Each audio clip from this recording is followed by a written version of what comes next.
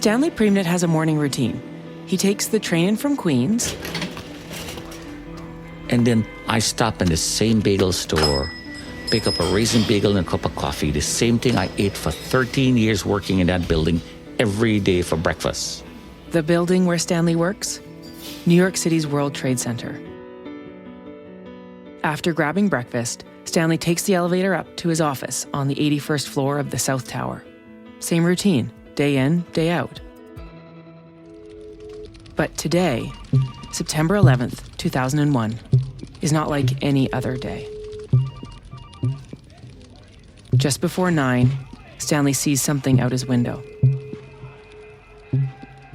Huge chunks of fireballs falling from the sky. Stanley and his colleagues don't know what's going on, but they decide to evacuate. I stepped out of the elevator, and the security guard looked at me and says, "Where are you going?" I said, "I'm going home." He says, "No, your building is safe, it's secure, go back to your office." Stanley goes back to the 81st floor. A few minutes later, something outside the window catches his eye again. A gray airplane is bearing down on me, and with the most thunderous sound, the plane, bam, into the building. I'm Tora Couture, and this is Tell Me What Happened, True Stories of People Helping People, an original podcast by OnStar. Every day when you wake up, you don't know if you'll be a person who needs help or if you'll be a person that helps someone else. It's important to remember that it's in all of us to be either one of those things, every day.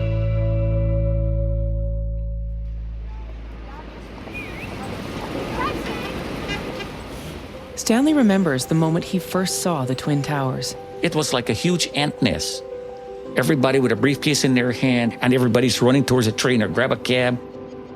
And I thought it was the most magnificent building I'd ever seen. In 2001, Stanley was an assistant vice president for a large international bank. The company occupied 4 floors of the World Trade Center's South Tower, also referred to as Building 2. The view from his office? Unforgettable. I would just look at the Statue of Liberty, and you feel as if you can stretch your hand out and touch it. The morning of September 11th started out like any other workday for Stanley. But when he got to his desk, he got a strange call. My mother is on the phone, and she says, "Are you okay?" I says, "Fine, thank you." "Okay." Not a word else. Then his brothers called and asked the same question, but no one told Stanley why they were checking in on him. They all assumed he knew what was going on. He didn't. Stanley was in the elevator when the first plane hit the North Tower, so he didn't hear or see the impact. I hung up the phone and I'm thinking, God, it's not even 9 o'clock. These people really, really miss me. There's a lot of love here. Then Stanley looked out his window. He saw huge flames coming out of the North Tower. I said, let's get out of here. So you ran out of the office, ran down the hallway, massive amount of people, and you take this express elevator to go all the way down. When Stanley and his co-workers reached the ground level, a security guard in the lobby told everyone the situation was under control. Then an announcement came over the PA system. Ladies and gentlemen, Building 2 is secure. I repeat, Building 2 is secure. There is no need to evacuate Building 2. So I'm thinking to myself, something is not right with this picture. Then a co-worker turned to him and said, "Stan, I'm scared. I want to go home." "All right, take the rest of the day off." Stanley watched her walk away through the lobby. And that was probably the best decision I ever made. Stanley debated going home too. His mind flicked back 8 years to 1993, when a terrorist detonated a bomb under the World Trade Center. Standing in the lobby, Stanley relived the chaos of evacuating that day. From the elevator, one of Stanley's colleagues called out, "Come on, Stanley man. You're not scared to go back up. Come on, Stanley man. We don't have all day here." Stanley didn't know what to do. All your bosses are in that elevator. and you stepped out, do you go through the turnstile and go home? Or do you go back in and you can hear your building is safe, is secured, go back to your office? And half-heartedly, I walked back into that elevator.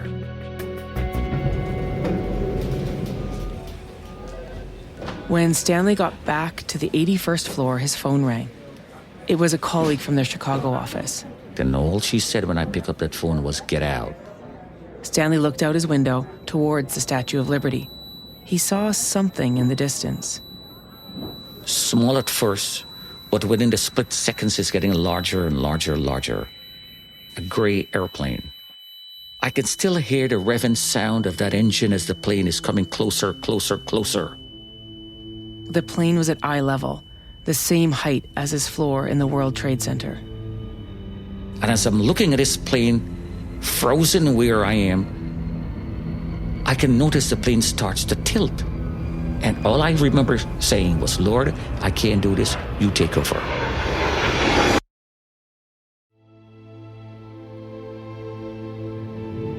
This is Tell Me What Happened, a podcast created by OnStar to showcase how important a human connection is when you need help, whether you're buried in an avalanche, trapped in a rip current, or caught in a terrorist attack.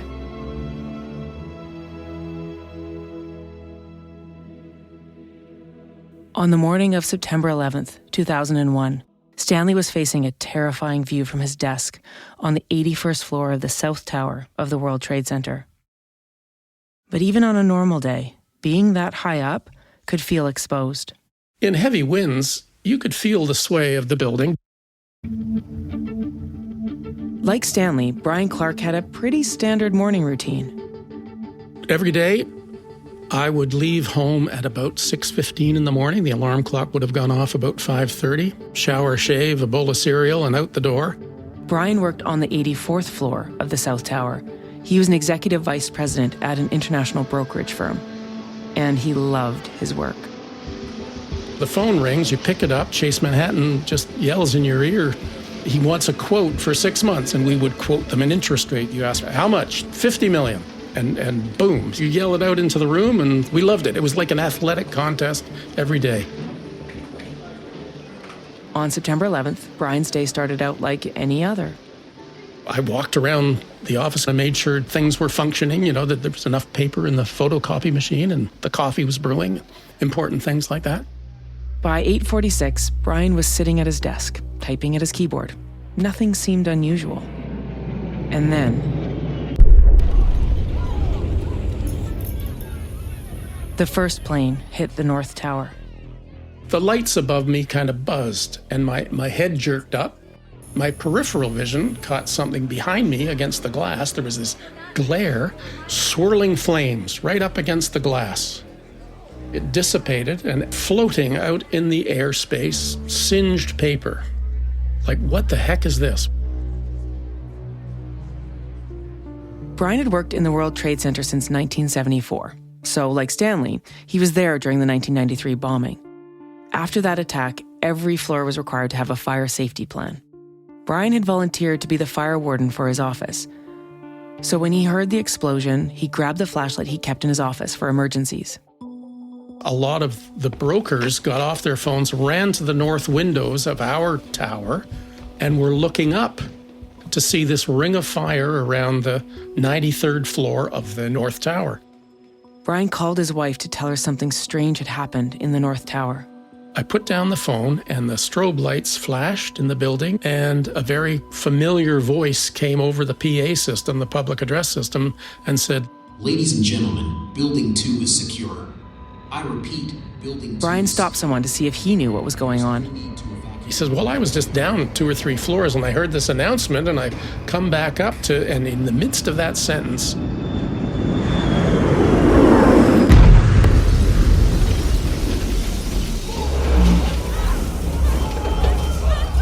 When that plane hit the building, the sound was tremendous. Both Stanley and Brian's floors were in the impact zone of the South Tower. the building swayed enormously to the west. And in my mind, I thought the building was going over. Afterwards, all you could have heard was the debris getting sucked out and the crackling of the flames. Everything came out of the ceiling, all the ceiling tiles, air conditioning ducts, lighting, walls tore at a jagged angle. Everything just imploded. A large chunk of the plane was stuck in the office doorway, and it looked like somebody opened a giant bag of cement and just threw it in the air. Stanley had jumped under his desk just before the plane hit, but he was still badly injured. Covered in blood, black and blue, swollen, pulverized cement stuck on me. When he poked his head out from under his desk to look for his coworkers, he didn't see anyone. At one point I thought, why would all these people leave me here to die? Not realizing everybody who was there at the time, they were gone. Stanley was the only person in his office who'd survived. But he knew he was still in danger. The ceiling had come down above him. Oh my God, it's gonna collapse. I'm gonna get crushed, thousands of pounds of steel. I'm gonna get burned by all this fire surrounding me. Or I'm gonna get electrocuted. I'm gonna die. A few floors up, Brian had come to a conclusion. I knew in a split second it was terrorism, just because if something had happened next door like that, and now our building got hit, and I had been there in 1993, that was the instant reaction. It was just this feeling. And then for the next 10 seconds, was I terrified. And then this feeling washed over me. Brian, you're going to be okay. You're going to be fine. Brian collected himself and got moving. I reached in my pocket, pulled out the flashlight, and kind of shone it around this dirty, chalky, gritty air. And I gathered up 3 or 4 or 5 other people that were on that floor, and we sort of stepped over all the debris on the floor and made our way into the hallway with my flashlight on. Brian and his coworkers had 3 exit options: stairways A, B, or C. C was the closest to Brian's office, the one he used the most, so they headed there. As I got to that intersection, something inexplicable happened. I felt, and there was nobody there, this enormous push on my right shoulder. It was physical. There was nothing there, but it pushed me around to the left, and I went with it, and I went to stairway A and started down stairway A with this group of people following me. Brian would later learn that stairways B and C were blocked or destroyed. After a few floors, they met a group walking up the stairs. They advised Brian not to go down. The path was blocked by flames and smoke. About 10 seconds into that, I sort of dropped out of the conversation because I heard this banging noise inside the 81st floor, and then this muffled scream for, "Help, help, I'm buried, is anyone there? I can't breathe." The person screaming, that was Stanley. So I'm sticking my head out from under that desk, and I start to scream, "Lord, I don't want to die. Please send somebody, anybody to help me." Brian left the group in the stairwell and followed the voice. I remember seeing all my other coworkers turning around, and they had decided to go higher, and they all started climbing. Stanley could see Brian's flashlight. He moved towards it, staying low to avoid the live wires and fire above him. And I'm screaming out, "Please wait for me. I don't want to die. Don't leave me to die. I don't want to die. I want to see my wife and our 2 children." And I'm crawling. I crawled the entire length of the loans department to the lounge, in the computer room, in the communication room, and the mail room. A wall at the far end of his office blocked Stanley's path. Brian was on the other side. I got finally to this person who's yelling, "Can you see my hand? Can you see my hand?" So I dropped the flashlight closer to the floor, and indeed, here was this arm sticking through a hole in the wall, waving frantically up and down. The hole was too small to squeeze through. But there was an opening at the top of the wall. Brian climbed on a desk and looked over. He could see Stanley on the other side. He held out his hand and reached down. And the man is saying, "If you want to live, climb over. I'll catch you." I can't do it.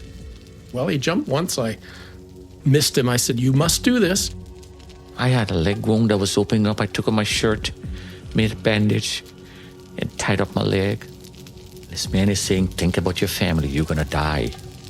You're going to die. Stanley tried to grab Brian's hand one more time. And I jumped, and he grabbed, and he pulled. Up he came again, and I heaved him up and over this wall. The desk Brian was standing on tipped over, and both men fell backwards onto a pile of debris. And this stranger lands on top of me and gives me this great big kiss. And I sort of got up and I said, "Brian Clark," stuck my hand out. And he said, "I'm Stanley Praimnath." He said, "We'll be brothers for life." Then Brian said something Stanley will never forget. He said, all my life I live as an only child. I was born and raised in Canada. I always wanted a brother. And I find that man today. Brian noticed that both of them had a puncture wound in their hand. And I said, "In fact, we'll be blood brothers for life." And I smooshed our hands together. He put his hand around my neck. And this good old Irish man says, "Come on, buddy, let's go home." Using the flashlight to guide the way, Brian helped Stanley walk back to the stairwell. And as we were running down the stairs, hobbling, that is, you can see the flames just licking up the office space. You can hear the crackle of the flames. But this man had his hand around my shoulder at all times, navigating me where to go, because I just lost it. I didn't know what to do, where to go. When they got down to the 31st floor, they stopped to phone their families. About 20 minutes later, they reached the ground floor. And we went through the revolving doors and then came across some firefighters who were just sort of pulling on their jackets and putting on their oxygen tanks. And these good men and women in uniform were belching orders. "Go to Liberty, go to Liberty." That's Liberty Street. And we were running helter-skelter. "Don't look up, don't look around, run, go, go, go, go." They ran a couple of blocks and stopped outside a church. I'm looking at the building, and I'm telling Brian, it's going. He said, "You know, I think that building could come down." I said, "There's no way. That's a steel structure. That's just draperies and furniture burning." And I didn't really finish the sentence. Because the building starts to sway. And then it starts to shake. And you can hear that eerie sound like when steel and metal is bending. And the next thing you know,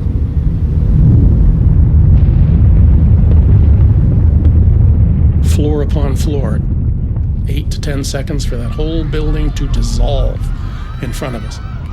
A huge plume of dust raced towards them. They ran and took shelter in a nearby building.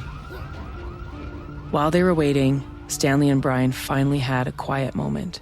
So Stanley and he started to tell me a little about his background, that he's, from Guyana in South America. And I'm telling him, well, I was born and raised in Toronto. And we did our quick histories, if you like. During the conversation, Stanley gave Brian one of his business cards. When they left the building 40 minutes later, there was a half-inch of ash on the ground. And still very cloudy above. No sunlight, no direct sunlight, no blue sky. In the haze, Stanley and Brian lost each other. Alone, Brian was overwhelmed by a strange feeling. Whoa, was this just a mirage? Was this a guardian angel? But I reached in my shirt pocket and pulled out his business card, so I knew at that moment there really was a Stanley Praimnath.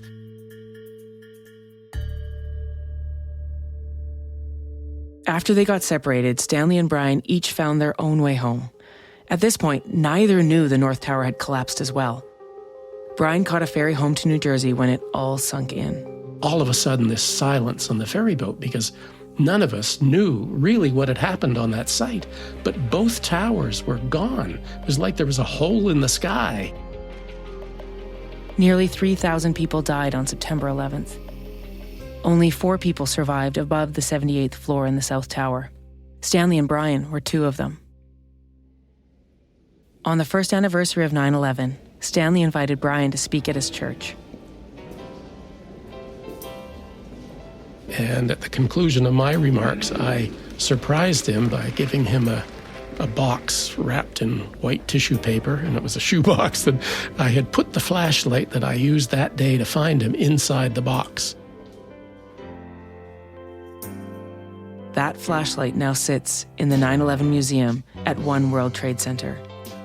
Today, Stanley and Brian are very close friends. I still carry that business card in my wallet to this day, 22 years later. Brian's daughter got married and I was at the wedding. Brian introduced me to everybody who was there as his blood brother. They both believe things would have turned out differently if they hadn't met each other that day. I tell Brian, thank you for saving me. Brian sees things a bit differently. All the people he was with in the stairwell before he found Stanley tried to get to the roof. None of them survived. I said to Stanley, maybe you think that's true, but I said, maybe you calling me in on the 81st floor saved my life. Brian and I hold each other dearly, knowing that without Brian, there would not have been Stanley, and without Stanley, there would not have been a Brian.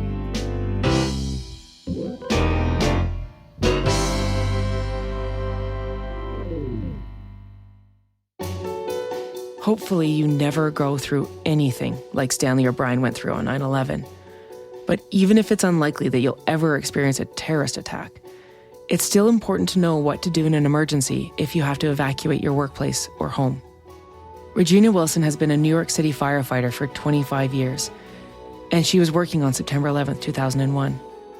Regina might have been one of the 343 firefighters who didn't make it home that day.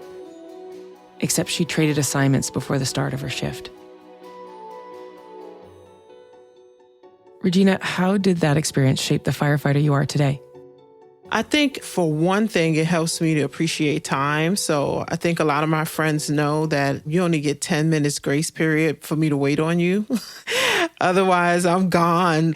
I take the concept of time and what it means to be here more personal, of not wasting it. And then also because of the fact that everyone in Ladder 105 died, including my friend John, who I switched with that day, I just try to make sure that my life is meaningful and that his death wasn't in vain because it could have been me.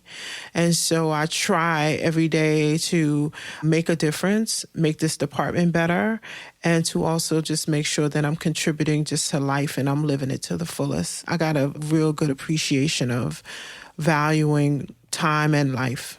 Regina, first of all, thank you and your fellow firefighters for your service that day and for every day you folks risk your lives. Obviously, we hope no one has to experience another day like 9/11, but what advice do you have for people who want to be prepared for an emergency evacuation?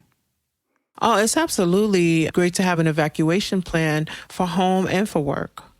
You should know how to safely get out of any environment that you're in. You should be conscious of where the exits are. Find out where the stairs are that will get you out the building. Sometimes the exits will lead you to the lobby, right? You may not want to go to the lobby. You want to go to the exit that will lead you outside. And then if you are supposed to meet up with people where you work, find a place away from the building that you guys can all meet up and make sure that everyone is okay. And you should do the same thing in your home. Make sure you have an evacuation plan. If it's smoke in your house, go over with your kids or family how to feel on the walls and know where everything is.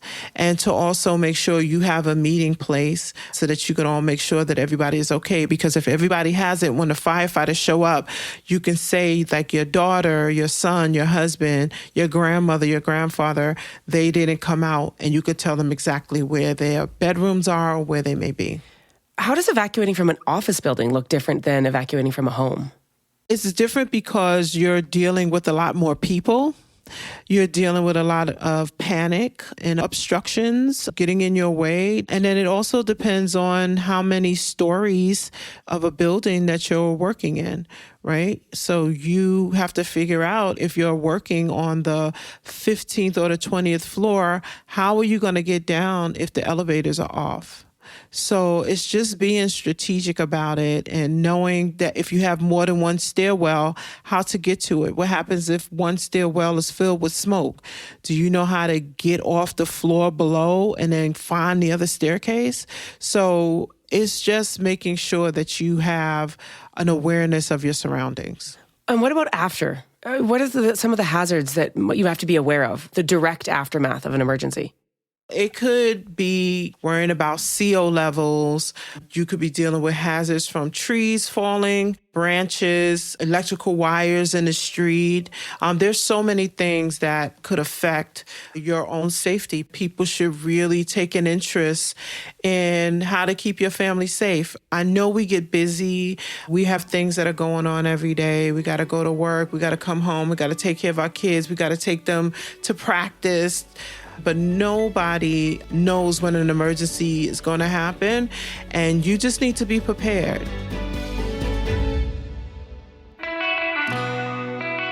That's it for this episode of OnStar's Tell Me What Happened. 9/11 left a scar on our collective memory. Thousands died, and many more lost family and friends. But those who survived the attack didn't walk away unscathed. There were many injuries and long-term health issues in the decades that followed. We still feel its impact today. On behalf of OnStar, I'm Tora Couture.